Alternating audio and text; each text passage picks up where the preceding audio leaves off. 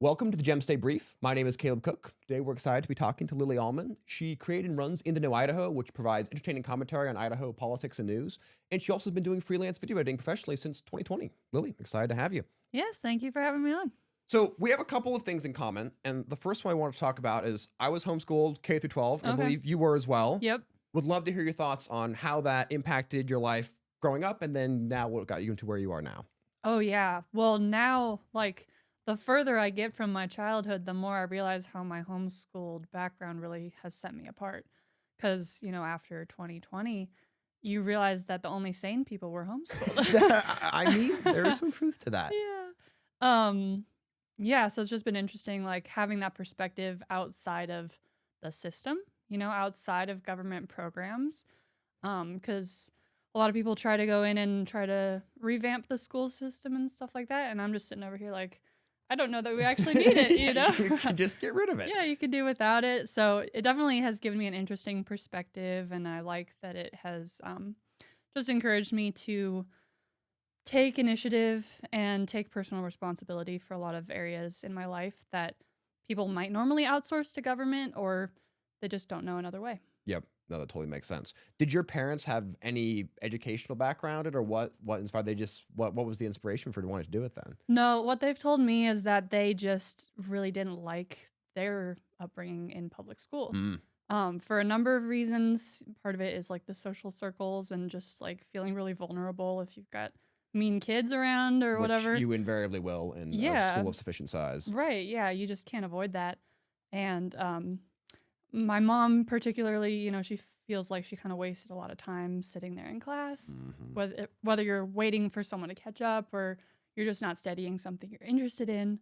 There were just a lot of reasons why they wanted to homeschool me and my siblings. So, yeah, that was the path they chose. Yeah, and I think people have this, misconception about homeschooling that your parents need to be professional teachers for it to work. Yeah. And I think your evidence, and there are so many people who have evidence, you really don't. No. If you parents have the best interest of their children at heart, and if you commit to doing it well, things will turn out well. So yeah, that totally makes sense. Yeah, I would even add that kids want to learn. So it's not something that you have to force on your children. You almost just have to step back and let them do their thing. Because that was my mom's approach. It's she would make sure that we're learning math, English, basic stuff that you need in the world. But then as far as further interest, it's not like she was making us sit down and learn history for an hour every day. It's more I never got interested in history until I became an adult. Okay. And so I'm glad I didn't spend hours and hours and hours trying to retain something that I had no interest in at the time. Yep. Because it wasn't the time for it. So it's just kind of this weird thing where people kind of freak out. They think you're not learning history right now, but it just might not be the time. Yeah, no, that makes sense. That totally makes sense. So you got involved. When along this path did you find out that you were interested in politics or kind of local news, government, all of that kind of stuff? Was that early on, or was that something that came on later in life as well? I think it became obvious during COVID. Okay. I was always kind of interested in politics. Now looking back, my favorite movies were always political, like Star Wars. Okay. I didn't really realize the extent to which I was interested in politics until I started learning about it and then noticing the pattern throughout my life. But yeah, I knew the basics about our government. I appreciated our government, appreciated our freedom. But then, yeah, when it came down to how does this actually work? That was something I had to learn. Yeah. You mentioned 2020, and I think COVID was probably a watershed moment for a lot of us in just the realization of the extent of government overreach and personal responsibility. Yeah. What was that experience like? Obviously, most of us experienced it in my group's experienced it down here in the Treasure Valley. Were you in Coeur d'Alene at the time? Or what was it? What was the experience like up there during the heyday of COVID? It was fun because we were being extremely rebellious. Okay. As an entire town. Hey. And as a state too, Idaho was more open than most states. But we got all of our Californians here, gosh dang it. Yeah, right. Yeah, it was the cities in northern Idaho would kind of be deciding what stance they're each going to take. So it'd be funny because you'd see Coeur d'Alene take a slightly more liberal stance, we're gonna enforce masks. well, actually, no. They mandated masks, but they weren't going to enforce them. Like, they said that the police weren't going to come after you, but you should wear them. And then next door in Post Falls, they're like, no way, no masks. Okay. So there's a lot of that. Yeah. Okay. This was pretty similar to what we experienced here in the Valley. Okay. The further east that you went and got closer to Boise, the more you would experience the mask Nazism. And then the further west you got, I'm pretty sure no one in Caldwell even knew what masks were. So there was a pretty wide dispersion, which I think it is something that really stood out about the state being what made Idaho really cool was that the people recognized this is a ridiculous federal government overreach, and we actually did something about it, which is really interesting. Yeah. You talked about how Coeur d'Alene was more liberal. That's something that seems to be a continuous trend for the last little bit. Are you in Coeur d'Alene City proper? I know you're in that area. No, in the area. Yeah. Okay. What has that been like the last 5 years? Kind of is it shifting more left? Where is it at now? There's been a lot of exciting news around that. I have a lot of questions about this, but I'm curious what your general take is. Yeah. It's hard to say that it's shifting left because I don't think that that's quite what's going on. Okay. It's more like the general population is shifting further right. You know how like the news tries to paint us as extremists for believing in objective realities and stuff like that. Yep. So I think it's more of that, where a lot of people are just having their eyes opened to things that used to be a moderate take. Now we want to go further in the direction of common sense. Yep. And so I think that in Coeur d'Alene, there's more of a stronghold of like moderate Republicans who they call themselves Republicans, and I think some of them even believe it. But just some of the decisions they go and make, you just kind of, you're wondering where it's coming from. Yeah. Because it doesn't really seem to be in touch with popular opinion. Okay. So it's more a function of inertia than it is a function of movement. Probably. Okay. Yeah, like they went and did a Pride proclamation in the month of June. Ooh. And yeah, we didn't like that so much. You get the idea that they were just doing it to be nice to the members of the community. And I can't really fault the intention there, but we have seen how all the pride stuff, it just keeps going.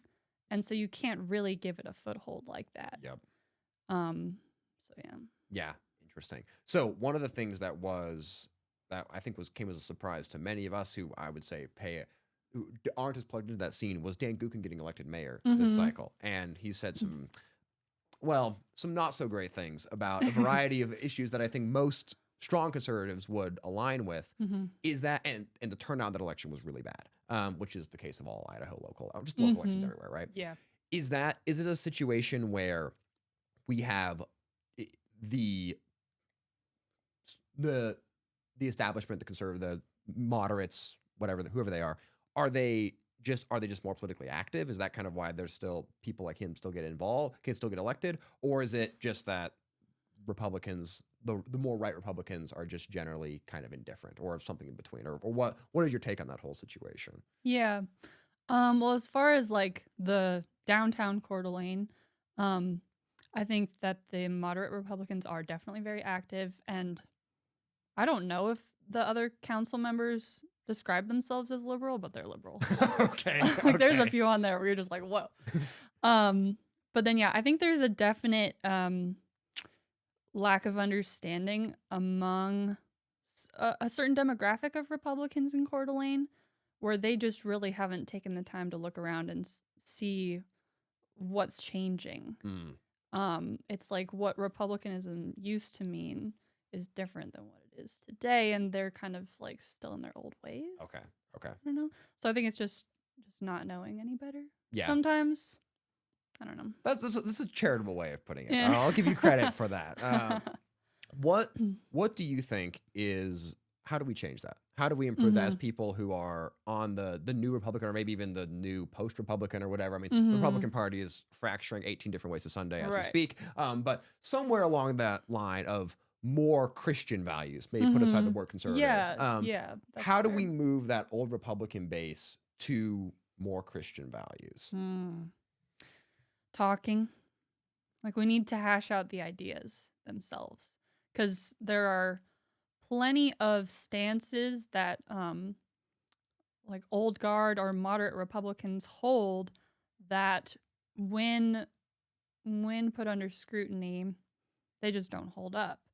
But a lot of people aren't having those conversations. And so that's actually what I love to do, is to question these things and like try to get people talking and thinking things through more thoroughly than we have been. So yeah, I think that's a big part of it. Just thinking about it. Yeah. Do you think, because obviously the left and the whatever establishment is kind of making this, attempting to do the same thing in the opposite direction, right? They're trying to, I mean, not to sound too Orwellian, but they're trying to basically move us towards less thinking. Do you think we're broadly winning or losing the battle there? Or are we staying pretty neutral? In Coeur d'Alene, or just like broadly? Well, maybe from your personal experience. And then I'd love to hear your broad perspective as well. I think we are winning right now. Okay. I think it's been an upward trajectory since COVID. Okay. Yeah, that makes sense. Would you agree? I think I would agree. I think it seems like we're just getting further and further bifurcation, but it seems as if we're at least moving people out of the indifferent stance to people are kind of being forced to take a stand. And our little corner of strong Christian conservatism, whatever you want to call that, seems like it's growing, which is cool. Yeah. Because we're realizing where our values originated. Yes. Yeah. And I think we're realizing how different they are, how different the left and even a lot of just the traditional Republican view does not align with them. I'm curious because one of the organizations that's probably been most front and center for that has been Turning Point USA. You're a TPUSA chapter president. I was. Oh, okay. You're no longer TPUSA. I retired recently. But okay. Well, describe. Okay. So this gives me even more questions to ask. This is fantastic. So I would love to know what got you involved, what it was like, and then now I want to hear what you retired for as well. So I retired, I think it was a year ago. So before everything. Okay.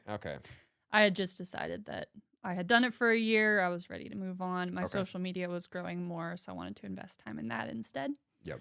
But what was the first part of your... The first question was why you got involved in the first place. Yeah. So Turning Point was the obvious group to get involved with when you're a young conservative who wants to save the country. Yes. Yep. So that's pretty much what got me involved. And I'm really glad that I did, because you get connected in with all these people who care just as much as you do. So even with like all the questions about the validity of the organization and who's running it that are swirling now, there's still a ton of great people who are working hard within the organization. So I'm really glad for like those friendships and everything. And yeah, they have like I think they've been really effective at forming systems to combat the left. Like taking a page out of the left's playbook, because the left is very organized. Yes. And that's something that conservatives kind of don't do very well. Yep. Yeah, that totally makes sense. Something I talked a little bit with Brian about, Brian Allman about, was no relation. Yeah, no relation. He had to say that as well. Different I spelling. just met him today. Oh, really? You never met him? Okay, yeah. Brian's awesome. But we talked about how the left is so organized and how they can weaponize a smaller part of the population very effectively, because they will go out and protest, and they will definitely all go out and vote. And when they go to Idaho 5051, they collect phone numbers. They send those phone numbers out to say, hey, come out and vote at these elections. And then Dan Gookin gets elected because 30% of people come out, and the 10% of the population that's really left all came out and voted. And we didn't do that as Republicans. Yeah. And it seems like I'm dying here. Sorry, editors. It seems like we're still not succeeding in that as Republicans, except maybe the people, maybe like you and I, who are really out there into it. What do you think is the process for moving from the ideas? We're kind of winning the war of ideas. How do we start winning the war of actions as well, and actually getting people out to, all right, you believe these things, now go out and vote. Okay, so that's an interesting one, because we could just mirror the left. Like, we could just go out and start like getting elected to the local county positions and just like doing the administrative stuff. But there's also this element of cultural change that I think is even more powerful. Like when Charlie Kirk was killed, there were so many people trying to figure out what to do about it, because they knew they needed to do something. Yep. They're feeling very personally attacked, and you can't just sit around anymore. And so what people want to do is they want to go out and organize, and they want to start a club, or they want to start like attending local meetings or whatever. But those things can kind of fizzle out if that's not specific enough to you. Yep. And so what I'm really excited about is the idea of people just using their own sphere of influence and affecting culture in that way, like in a very personal, direct way. Okay. Give me some examples of that. Well, I kind of use the example of my social media because that was something like very specific that it didn't exist before I made it, but Yeah. I saw a need for something like that.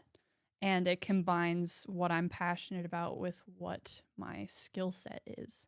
So like politics and then marketing. Yep. And so through that, like there are all these opportunities to go and, for example, like the county youth chair has come up. People have suggested that I run for that. Okay. I could step into that role. Someone should. Someone probably needs to. But there's also so much you can do outside of the system where you're like forming relationships with people.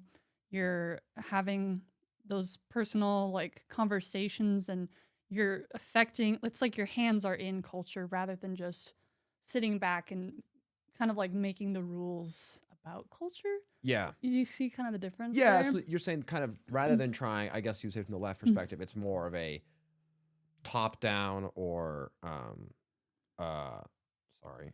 You're good. That is 2 spam calls in 10 minutes. That is impressive. Keep it up, telemarketers. Again, sorry, editors. It sounds like what you're saying is that the left has taken a very top-down approach. They have taken a infiltrate the places of power and then legislate down. And they also have taken control of a lot of powerful social institutions. And if we can take more the second approach of don't take just the top-down approach, take this, how can we impact society and then naturally have a trickle-up effect of morality and Christian values? Yeah. That can be more powerful than just taking power of a few powerful organizations that maybe can influence some elections, but don't Right. actually shift culture. Right. Yeah, because I think we need both. Like, I think Yeah. someone needs to be changing things institutionally, but at the same time, I don't think we can sustain an institutional change if the culture hasn't changed. Yep. So I like to work from the bottom up. Yep. So this is actually a conversation that we have a lot in our group. Do you think broadly let's take Idaho just specifically, but this kind of relates to the whole country as well. Broadly speaking, as a culture, do you think that as a whole we are trending more towards morality or or away from morality? As a country? Let's say Idaho and a country. Let's do both. We're interested in Idaho primarily, but the country obviously affects us a lot, right? I mean, Yeah. the federal government still has a very outsized influence on our state. Yeah. I think we're trending towards morality. Okay, interesting. What makes you say that? Well, it's kind of like you said, things are just dividing. Yeah. So you've got a group that's trending more towards morality. Yeah. The reason I say that is because of how we're waking up to the source of our freedom, those Christian principles. Because that's a realization I've been having, that freedom is an invention of Jesus. Yeah. You can't have it without him. Mm-hmm. And so when you're trying to like be free, but then also do whatever you want, you can't have both. You have to follow his ways. So Yep. That gets into an interesting topic that I'd like to talk to you about as well, man. Because I would say I generally someone who I'm generally more pessimistic about society as a whole trending towards immorality. Oh, sure, yeah. But what I'm interested in is because you talked about, I think, a really important part of how the United States system works, how Christianity applies to it and works with it, is that we need a moral people. I mean, the founding fathers famously said, right, that the system only works for a moral people and it's not going to work otherwise. And the morality they were talking about was Christian morality because they all shared Christian values. How does that interact with us now? The United States has moved, particularly since the mid-1900s, so strongly to be separation of church and state. There's no correlation between religion and the state at all. How do we walk that line of having religious freedoms and allowing there to be, other religious practices, but also saying, as a culture, things only work under one certain system, and we need to stay that way? how do you think is the best way for us to navigate that? Because I think that's one of the many issues that's very much hot button right now in this kind Yeah. of the new right. Yeah. Well, I think,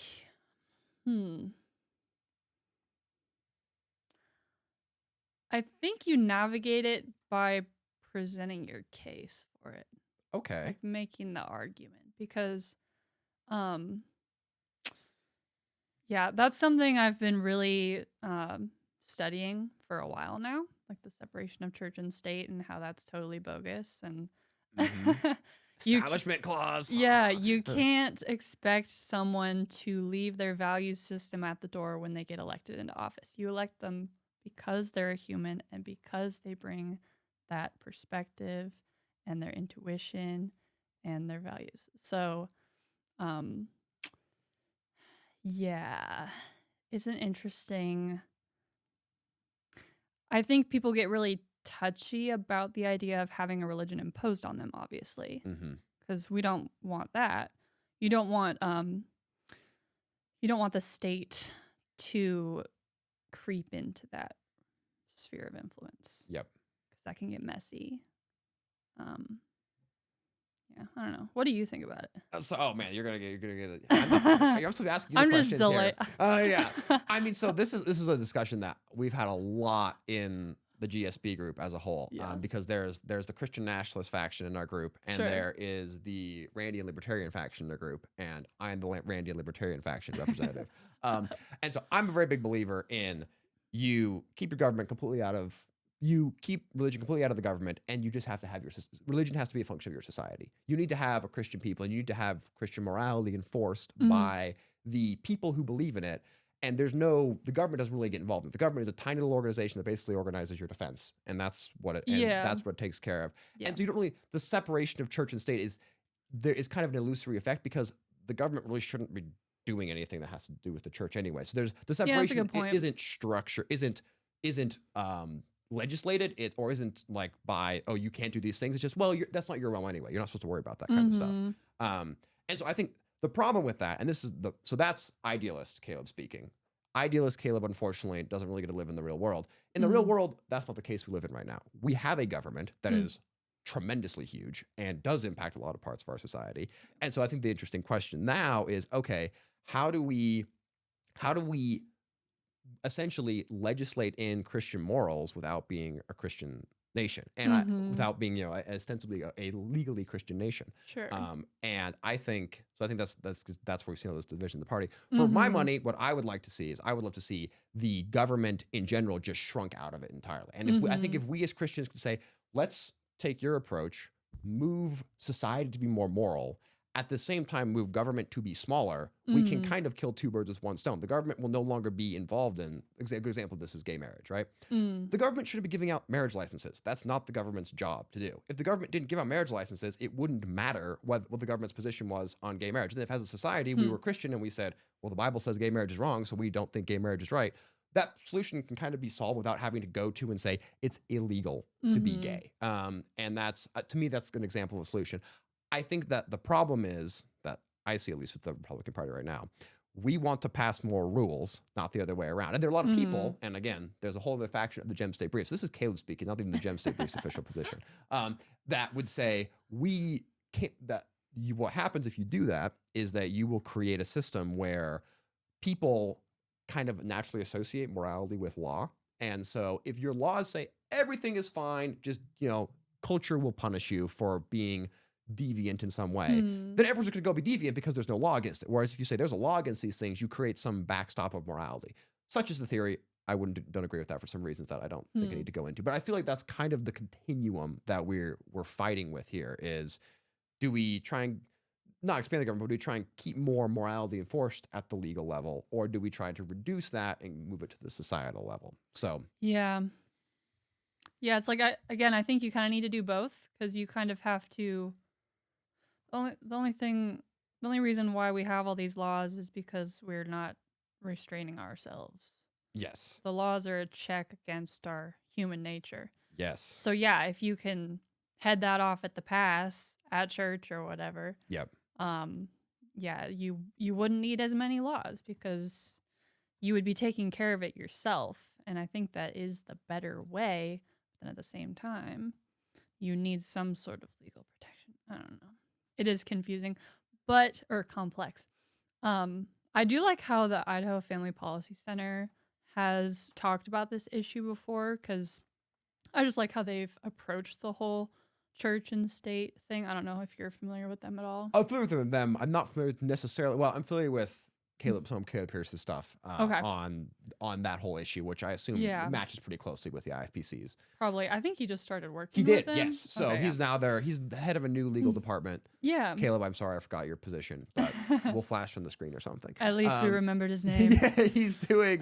It's funny. He actually went to the same church that Calvin and I did growing up for a while, and so yeah, we knew each other a little bit. Yeah. But anyway, he's what is it? I think he's heading up some new legal department for the IFPC, which is really cool because I think Caleb's done some really great stuff prior to this, and the IFPC does some really cool things. But anyway, back to the IFPC. I'm not familiar with their position specifically as a separation of church and state. So yeah, and I don't know that I am either, but I just have been impressed with how they do navigate that, because they're a legislative policy center. Yep. And so they're very familiar with all those the case law around all that. And I went to one of their workshops earlier last year, and just talking about it from a cultural perspective, they were saying, I think it was them or maybe one of their presenters,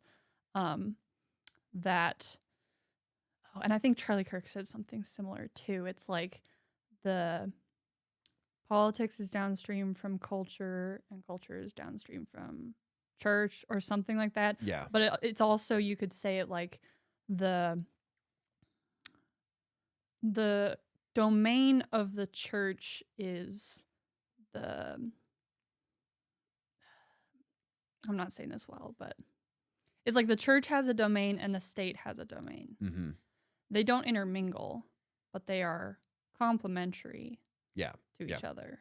You need both. Yep. And that gets back to the biblical model, right? Of the rulers and authorities are there to punish the evildoer, right? And then the church is there for the maintenance of the health of the morality of society, and also caring for widows and orphans and all that kind of stuff that we've just happily shipped off to the state and reaped the wonderful consequences, as we've seen recently, especially with all this child care fraud. Yes.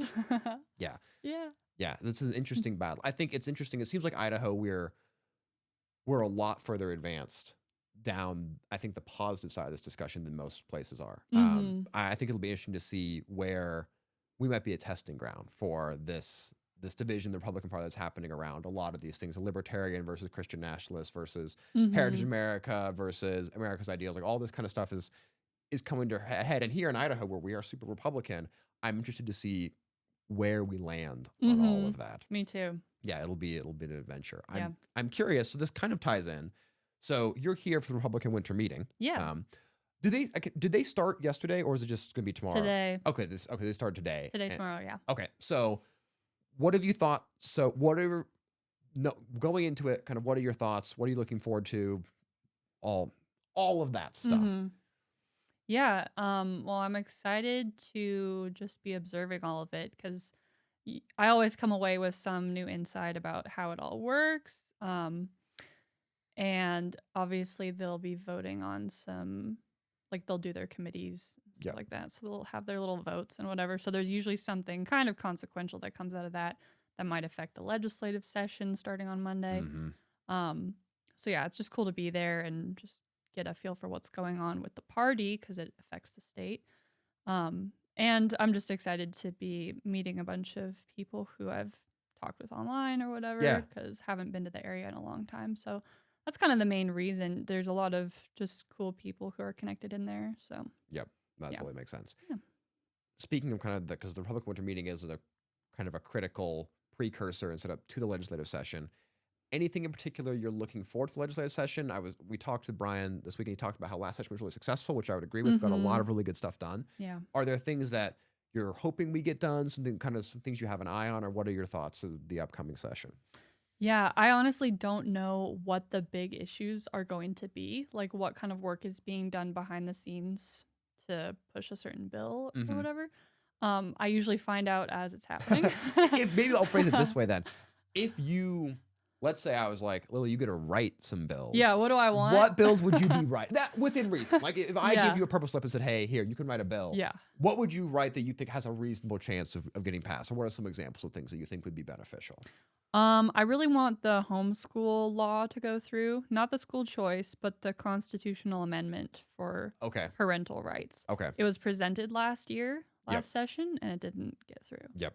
So that's something that I would have really liked to see. Because Mhm. right now, the Idaho Constitution is worded in such a way that the state has taken the responsibility upon itself to educate the children Yes. so that they will become good citizens. Yes. And so that kind of goes against homeschooling.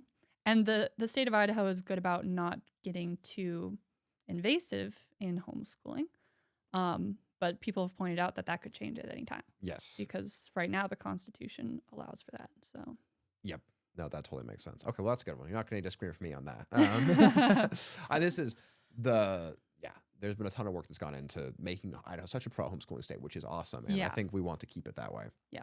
Okay, so Yeah. there's one. Anything else that you would like to pass? Oh boy. Giving you a lot of legislative power here. I'm trying to think of what hasn't passed because so many things got through last year. So a big one, there are some things that didn't get through last year that probably the biggest one is Medicaid expansion repeal. That didn't? Didn't. There was a bomb threat. Yeah. Did nothing come of that? So as of now, no, the Doge committee met. They met their last meeting, which was now 2-3 weeks ago. They recommended Medicaid expansion repeal. Okay. But it hasn't, obviously legislative session hasn't opened yet. Oh. So this actually gets, I like asking this question in general. This is going to let me ask you a broader question. Yeah. So the big argument with Medicaid expansion that usually is made by the people who are in favor of it is that it's 90% paid by the government, which is not guaranteed by the federal government, not by the state government. Okay. Which is not guaranteed, right? But assuming it stays that way, it's 9% paid by the federal government, it's 10% paid by Idaho. You can have the perspective, there's two perspectives. One is, what a fantastic investment. We're getting, 9-to-1 on our money, which seems like a really good deal. Or conversely, the other side is that, well, it's just socialized medicine, which is terrible, and we shouldn't be involved in that at all. I don't care how good an investment we're getting. Plus, and Brian Allman had a good piece on this a couple days ago, federal money isn't free. There's a lot of work that goes into actually administering federal grants and organizing them, and that all goes into hours and things like that don't show up on 90 and 10%, but have to be dealt with. But regardless, it is free money in some capacity, right? Because we are all paying taxes to the government. We are paying ridiculous income tax, and that all goes to the federal government. And then some of it coming back in the form of grants for for Medicaid expansion. So maybe putting the Medicaid expansion issue aside, or we can be specific on it. What are your thoughts on that kind of that balance of state investment to get more federal money for bigger government? Is that worth doing? Is that not worth doing? Like, what are your thoughts? I think there's arguments to be made both ways. I don't even know if I could tell you. I don't really think about it. Well, okay, fine. That's a very safe and probably reasonable answer. I like to ignore it. It's fair enough. Yeah. But yeah, okay. So Lily's bill, you heard it here, legislature. Get the homeschool amendment into the Constitution. Yeah, I want the homeschool. We can add Caleb's name to that bill as well. I also want that. I will be calling my representative to lobby for that. So okay, I want to then kind of jump on to, this is another kind of things we can do to make stuff better. What would you say in general is what would be the biggest positive change we could make in Idaho this year? 2026, it's a new year. What are some a thing or some things we could do that would have a really positive impact on it? And that could be a legislative level, at a gubernatorial level, at a cultural level. Like, what if you could say, hey, if we get this done in 2026, we succeeded for the year? Any kind of thoughts on that or things that you would like to see there? Is it bad if I say like recall the mayor of Boise? What? No, that's fantastic. There are some crazy things going on in Boise. I'm worried about it. There are, yeah. What? It's a baby Portland. Yeah. What would you say? What's the path to doing that? Obviously, so Mark Fitzpatrick, the Old State Saloon, offered this $25,000 reward and free beer for life for anyone who, provides evidence for arresting Mary McLean, Yeah, that's pretty funny. which is pretty funny. I kind of like a lot of that stuff. I doubt that ever is going to get claimed, but it would be hilarious if it did. Yeah. What's the path to doing that? I wonder if election integrity plays a part in it. Okay. I wonder like how many people in Boise actually wanted her for mayor. You don't know. But then well, at a state level it's been weird because she's been flying the pride flag since April, right? Yes. And it's been illegal since then. Well, so there was a whole thing with that. Yeah. Because there was this huge fight. The people who wrote that bill didn't write any enforcement of the bill. That was their fault. Oh, that's what we need. Yeah. So, okay, there's another one. That's what we need. But this is the other problem, and so that we don't have a solution for, is that so the bill says this, that says that you can only fly flags that are either official municipality or state flags, right? Blah, blah.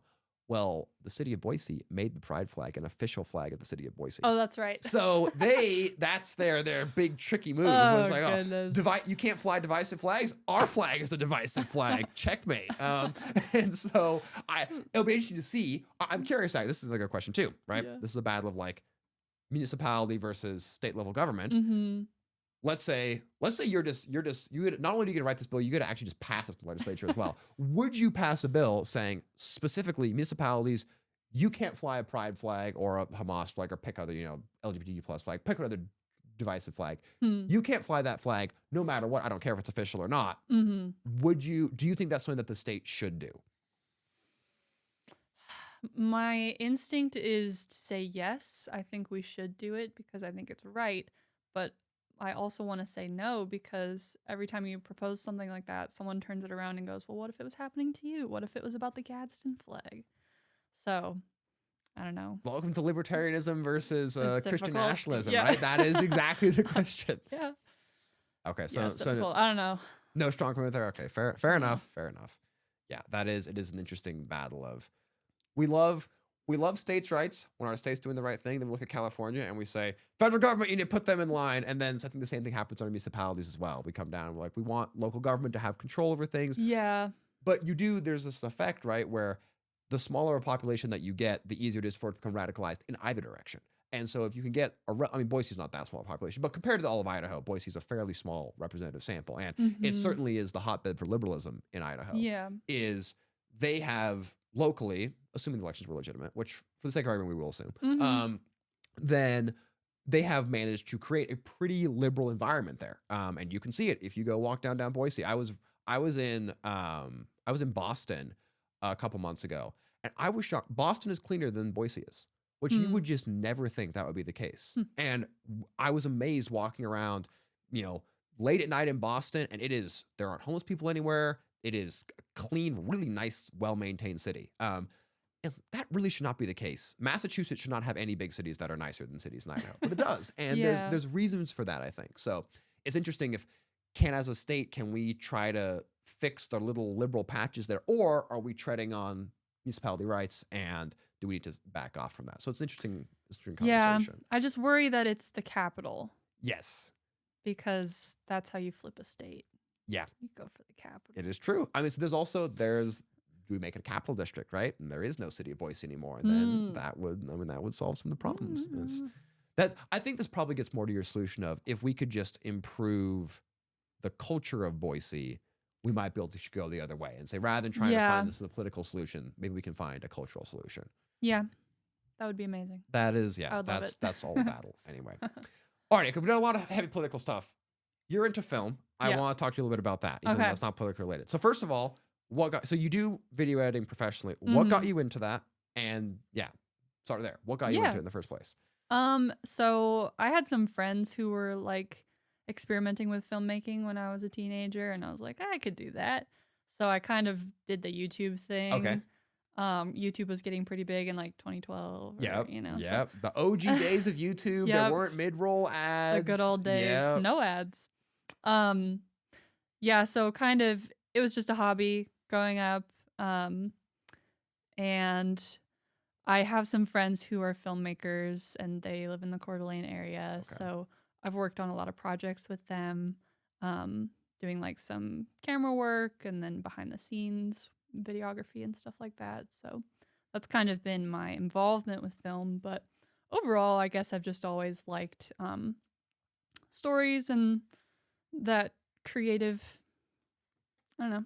It's a good creative outlet. Yeah, absolutely. Yeah. Absolutely. What are give me some like your favorites, some of your favorite films, or things were formative for you? Formative movies? Either. Either. So my list of favorites, it's a funny list. So we've got, like, if you want a serious one, it's like Gone with the Wind. Okay. Because it's like a masterpiece. Yeah. It's old. It's big. I like that it's 3 hours of civil war. Still, I think one of inflation adjusted top 5 highest grossing movie of all time. I think still. Really? It might even be higher than that. Yeah, incredible. I wouldn't be surprised. Yeah. It's amazing. So that's a good one if you're talking like artistry. But I also really like a lot of animated movies like Aladdin and The Incredibles and stuff like that. Yeah. Fantastic Mr. Fox. Okay. Okay. This is stop you for a second. Yeah. Where have all those movies gone? Because growing up, there were all these great animated movies, and I know. it seems like, unless I'm missing them, obviously I'm not a kid anymore. It seems like they've disappeared. Woke killed it. That's so sad. It's so. What are we going to show our kids? Like, what movies are we going to show our kids? It's so sad. Nothing. Yeah, it's so Gonna pull out the VHS. I mean, honestly, we might have to. You will have to. Oh man. Yeah. Yeah, and then like recent movies, I don't even know, because I kind of stopped going to the movies because they were all woke. And they just started kind of sucking too. Yeah. Post COVID, the quality Yeah. of movies. I remember we used to, like, my group of friends, we'd go out to the movies probably once a month. There was someone to go see. You know, it wouldn't be amazing, but it was a fun action. There was some Marvel movie that was coming out that would be fun to watch and whatever. And it's just disappeared entirely. It is so disappointing. So okay, but there's been a couple gems. I feel like there's been some good movies in the last. There's got to be a couple gems recently. I did enjoy The Fall Guy. I thought that was fun. Okay, I have not seen that. Okay. That good? Yeah, it's funny. Okay, are you a comedy person? Yeah, definitely a comedy person. Okay, fair enough then. I'm trying to think of others. Twisters was kind of fun. I don't know. Have you seen anything good recently? I mean, I would say probably the last. I feel like there's been like the good things came out. I think Dune was good. Dune was great. Yeah, Dune also felt like a return to cinematic storytelling in a way that's really disappeared from the world and the Netflixification of everything with flat lighting and no shadows. Yeah. And now Dune was a story that was told through the camera, and that was really cool. It was really good. So yeah, I'm looking forward to that. I hoop. Please don't mess up Dune Messiah. Please. I'm begging. Did you read Dune? I have intentionally not read it. Okay. Because there's an infinite number, a large number of good books to read. There is like 2 good movies a year that come out, and I'm not going to spoil those movies. Gosh dang it! By reading the books. That's a good point. But yeah, have you read it? Yeah, I went and read it after I saw the first one because I wanted to see like what the source material was because I'm always interested in that, and it was extremely faithful to the book. Okay. So that is like word for word. That is impressive. It was cool. Okay. But then part 2, I don't know if it was as much because I didn't remember a lot of part 2 when I was seeing the movie. I was like, where is this coming from? But maybe I just wasn't remembering. Well, I am looking forward to reading the books after seeing the last movie. But yeah. Is that one of those series where there's like 20 books? There are a lot of books in Dune. I think the core series though, the core story I'm pretty sure wraps up with Messiah. But then I've heard tell again. I've tried to avoid spoilers, but I've heard tell that the story kind of gets a little bit insane. Out beyond that into it's a little insane from the get-go. Well, I mean, okay, that's a fair point. That is a very fair point. But it gets even more insane. I'm told in the futures. But yeah, it is unfortunate. Yeah. So what for you? You're in this video industry. What are your ambitions in it? Do you want to stay in that long term? Where do you want to go with it? Like professionally or with my social media? Professionally, let's say. Professionally? Yeah, I mean, I've always been interested in marketing and advertising, so it's kind of my industry, I guess. Yeah. Yeah. It's what I'm best at. Yeah. I don't know. Once AI takes my job, I don't know what I'm gonna do. Yeah. It's interesting. So I'm a software engineer. I work in AI. And that's AI is not taking anyone's job who's good at their job. That's like that's the thing. It's not happening. AI is going to take everyone's job who's mediocre at their job because AI is going to be mediocre at anything. It can be just mediocre as a marketing recommender, as it can be a programmer, as it can be a plumber. Well, minus the actual physical work part of it, but the recommendation part of it, right? Mm-hmm. But anyone who's good and professional at those jobs will immediately tell you that the recommendations that you get out of ChatGPT or Gemini or Claude are all very amateurish. So as someone who's good at what you do, I don't think AI is going to take your job. Yeah, that's good to hear you say that, because that's the impression that I've gotten with a lot of the AI video editing softwares. Yeah. They'll like spit something out. I'm like, this was definitely made by a robot. Yes. Not good. Yes, it was. But it is, I mean, this is a whole other conversation, but it is concerning of, I'll ask you this, because I'm asking you a whole bunch of hard questions, so why not ask another one? So let's say AI does take the jobs of a lot of people that are incompetent, which is a lot of people. What do we do with those people? Like, send them to the farms. Okay. Or the mines. I hear the children love the mines. But I'm thinking farms specifically because good, healthy food is expensive. This is so true. I think we could bring the cost down and we could all get healthy again if we were farming again. And then this solves the Stephanie Mickelson problem of saying all the illegal aliens have to work on our Exactly. farms if we just have the idiots work on our farms. It's genius. All right, boom. I'm sold. Problem solved. Excellent. I'm glad we figured out one thing. We've today, for solved sure. the world's problems. When AI takes over, we're gonna have food. We're gonna be fine. Yep. Oh man. Alrighty. To wrap up here, to roll back to serious topics for a second. Tragically, I know. So one thing that we really try and do with the Gems to Brief, I think what you try and do in Idaho as well, is get people to actually do things, right? It's really easy to sit on your phone and to scroll and see, oh my gosh, they had a Hindu prayer at Boise City or Meridian City Council. The horror. I'm going to type a strongly worded comment and then forget about it, right?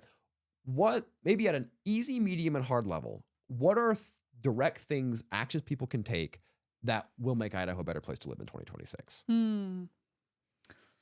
Okay, let's start with easy. Easy would probably be engaging with content on social media. Okay. Honestly. Your strongly worded comment does matter. Yeah.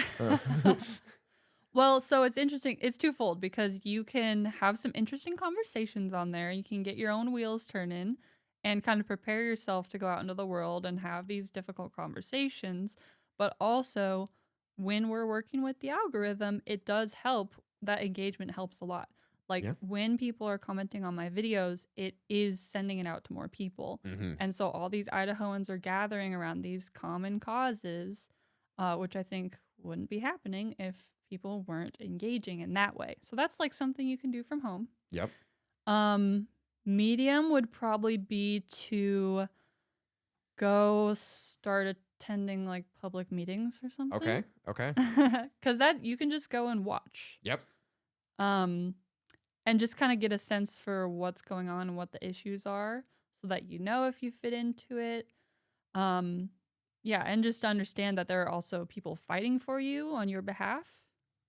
I didn't really realize that until I got there. Like, there are people who have been in this fight for years, thanklessly. Yep. And it's because of them that certain laws didn't go through. And yeah, there's a lot going on there. So I think that's really enlightening. But also reading books. Yes. There are certain... Read books. There's just a couple. Yeah, you've got some nice ones up here. I would recommend Common Sense by Thomas Paine. Classic. I would recommend the Federalist Papers if you want to challenge. Sitting up over there. Yep. Nice. Yeah, just some of those. Read the books that the Founding Fathers read, because then you'll understand how to preserve what they gave us. Yep. And if you want hard, definitely just go start a social media channel. Okay. Man, you jumped up substantially in difficulty there. Or something like that. I don't know. Like, I think the hard difficulty level is getting out there and actually, like, founding something. Yes. Yep. I don't know. No, I think that totally makes sense. Yeah. And even for the medium level, right? For the going out to these meetings. Yeah. A lot of places, at least in Meridian, and I think in most municipalities in Idaho, most of these meetings are streamed on Zoom. So if you want to be, that's true. If you want to be a shut-in, you can do bring easy that down and medium sitting on your couch. Yes, how cool is that? So that's like, and it is amazing how if you get on these Zoom calls, like I've gotten the planning and zoning Zoom calls a couple of times, there are 5 people watching. So yeah, it's not difficult to become extremely influential. Yes, exactly. In local government. Exactly. And it matters a lot. Like your planning and zoning commission impacts you more than 98% of what Donald Trump puts on True Social. As inflammatory or not as that may be, it matters way more whether or not In-N-Out goes next to your house, right? Whether or not they expand the roads next to your house. And yeah, you probably can just go in some meetings and then send an email to your P&Z rep and say, hey, blah, blah, you actually going to have some serious impact, which is pretty cool. Yeah. And, like, I think planning and zoning, that's something people hear and they go like, that sounds boring. But something else you could do is if there's something that you think the government shouldn't be doing, go ahead and create a replacement. Like people shouldn't be so dependent on SNAP or whatever it is. Like maybe you should go volunteer at a shelter or create some sort of a resource. Or if you know someone personally, you be the one to help them rather than sending them to the government. That's what I mean by like getting really local with those like relationships. Yep. Changing culture in that way. Like we don't have to outsource those things to the government. You can do it person to person. It's going to be way more effective. Yep. That's so true. And that's how the system's supposed to work, right? I mean, that totally makes sense. Yeah. Yeah. So you mentioned books. Huge fan of books. I think everyone should be reading more. For you, favorite book that you've read in the last year, or if you've read anything good in the last year of all time. But last year. Oh boy. I don't think I read a lot. I was listening to audiobooks this last year. Audiobooks counts. That's reading. Yeah, it just wasn't a lot. I will say I did just start reading Rules for Radicals. Oh, okay. Have you read it? I have not. It's been recommended to me many times. I think it's on my Goodreads list. Okay. Yeah. Is it good? Should I be reading it? It's a little too good. Oh, no. I opened it. Am I on some list now for having you said this in this podcast? Well, I thought it was going to be like this like communist manifesto, basically. But I opened it up and it's all this really good marketing advice. I was like, do me and Saul Alinsky have the same philosophy? I think we do. So that's not great. But so I think I'm in the first chapter or so. Oh, okay. Well, so is there anything bad in Rules for Radicals? Yeah, it's if just anything else happened, it's because I didn't know yet. But so far it's been interesting because he's basically just giving principles for how activism works. And so you can use that for good or evil. Yeah. And he's just talking about the science of it. And it really aligns with a lot of what I believe. And so I've been using it for good. So. Okay, there you go. Hey, exactly. That's been great power, great responsibility, right? Yes. Yeah, that one surprised me. Okay, interesting. I'll have to bump that up my list. Yeah. And then any particularly interesting projects that you're working on right now that you want people to know about? Yeah. So here's what I'll say. My friends and I are starting a podcast. Okay. Kind of like yourself. Hey, very fun. And it is going to be addressing more of the cultural stuff. Okay. It's going to be led by a friend of mine, Sarah, and her brother, Daniel. Good friends of mine. And they're wanting to do something in the wake of Charlie Kirk's death. And they're wanting to answer some of those questions that people have. Like, where are our cultural issues coming from? And so they're going to approach it from a biblical perspective. So I'm really excited to support them with that, and I'll be sharing when it's ready. And then I'm also going to be making some videos during this session, partnering with Citizens Alliance of Idaho again. Okay, awesome. So I'll be on the Idaho Signal through January through March with some cool new content. Alrighty, and then I assume in InTheKnowIdaho you're going to keep posting stuff there too. Yep. Awesome. As much time as I can find. I'll just keep posting you're pretty busy woman. And then last, if people want to get in touch with you, where can they find you? Yeah, so I'm on Instagram, X, Facebook, YouTube, TikTok. Everything's at InTheKnowIdaho. You got it everywhere. Lucky you. I know. I even just got the domain name. Oh my gosh. I just snatched it up. I was like, surely this is taken, but it wasn't. So I bought it. Success. Yeah. Well, it was fantastic talking to you. Thank you so much for coming on. Hopefully it won't be another 5 years before you come down here again. Hopefully not. We will be looking forward to your content over the legislative session and beyond. Thank you. I'm looking forward to seeing what you guys come out with too. Should be a fun time.